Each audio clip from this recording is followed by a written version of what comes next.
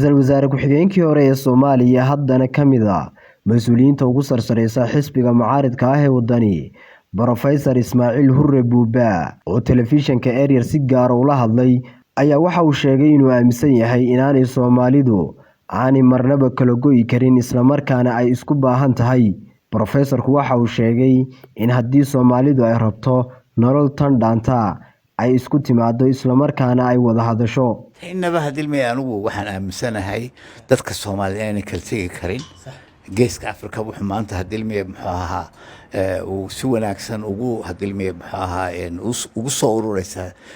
سياسة دكتها كان جيسك أفريقيا قومية ده جيسك أفريقيا قومية والباقيين هذه المياه وهو قبضته وقومية هاي دحلو كهشيان oo hadii maxaa gees Afrika degan oo hore u mara oo khayraadka Ilaahay ku manaystay fara badan si wanaagsan hadii ula soo baxa sidaas aawadeed hadii maxaa anigu waxaan arkaa hadii amba Soomaaliland joog amba Soomaaliya joog amba Djibouti joog amba Ethiopia joog Soomaalida maanta hadii maxaa tala hortaala inay hadii maxaa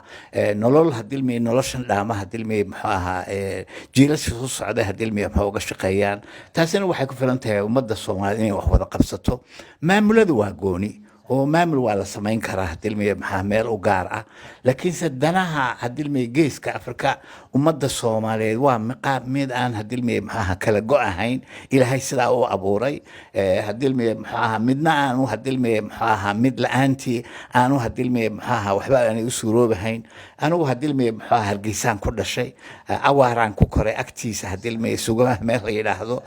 Soomaaliduna wada sidaa soo meelan kulka hadii maxaa inaynu been isu sheegno ma aha wax weeyaan in runta laga hadlo runtuna wax weeyaan anigu waxaan aaminsanahay ummadda Soomaaliyeed amba Somaliland ha joogto amba Soomaaliya ha joogto amba Djibouti ha joogto amba Ethiopia ha joogto amba Kenya ha joogto way isu baahan tahay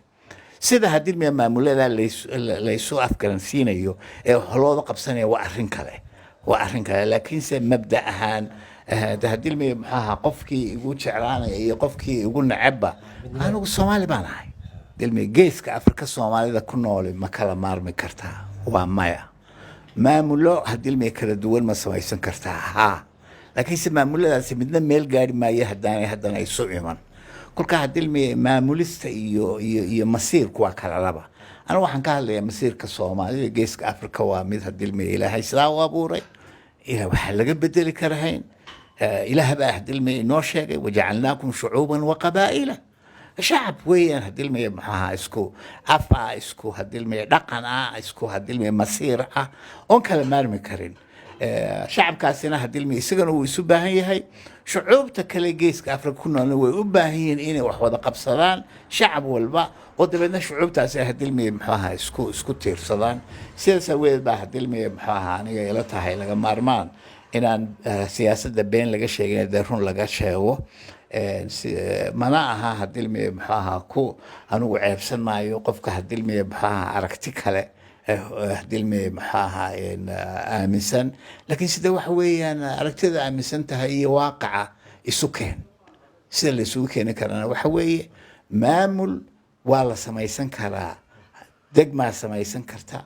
qayb Soomaaliya samaysan karta reer baa samaysan kara laakiin se kolkay noqoto siyaasad guud oo hadii maxaa ummadeed caalamka sidoo u nool yahay waa ummado waliba hadii ummadda Soomaaliyeed waxay kaga duwan tahay hadii maxaa waa ummad runtii dhulkay ku nooshahay hadii maxaa ummado kale oo ku dhex jira aanay jirin geesta kale Professor Ismaaciil Hurre Buuba waxa uu ka hadlay heshiiskii ay gaadheen midowga musharaxiinta ee mucaaradka iyo dawladda federaalka ee Soomaaliya waxaanu si weyn u soo dhaweeyay heshiiskaasi oo uu sheegay inaan marka horeba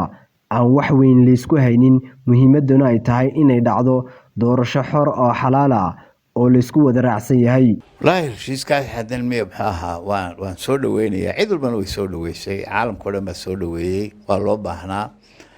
waxa la isku hayana wax dilmaysa u siridamo ma ahayn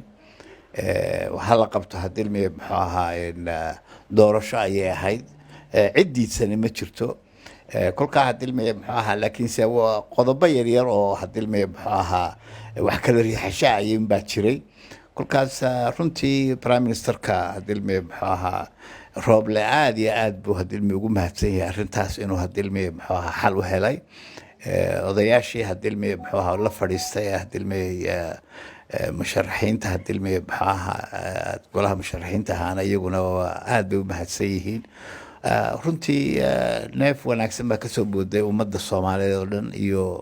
mandaqada oo dhan baa hadilmi muxuu ahaa laga baqanayay inay arrintaasi keento isku dhac hadilmi muxuu ahaa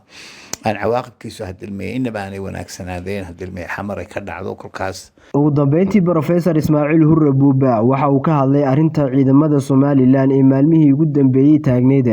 kuwaasoo la sheegay in qaar ka mid ah ciidamada Somaliland ay gadoodeen isla markaana ay ka soo baxeen meelihii fadhiisinka u ahaa. والله أرنتاس ده تونا يعشبه واحد الميل هذا الهيي وأنا نكور هيين هاد الميل بحاها هاد الميل نوع قدودو كلو تشرو إن شاء الله هاد الميل وارشين هاد الميل الدشين دونه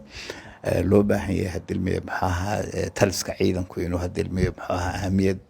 قارس يوسي أرنتا هاد الميل بحاها لو دشيو واجبت هاد الميل عبشوين كايمانية حق هاد الميل بحاها عيدا كانوا لشو ذي هاد الميل أرمك لبكو شغله كل كاس ده أرنتاس هاد الميل بحاها وارين لو بهي إن سي دقدقة وحلوقة قبته ونبتقليه ده هدلمي محاها السومال لنا هدلمي محاها انت مدة دير هدلمي حيستي وحوصل هدلمي عيدا مضى سو شقدو دي سوى نكسن وقبني كل كاس والو باهيين عشان هدلمي لدك هدلمي وحلوقة قبته. ديوان عثمان علي تلفزيون كاريال هرقيسان.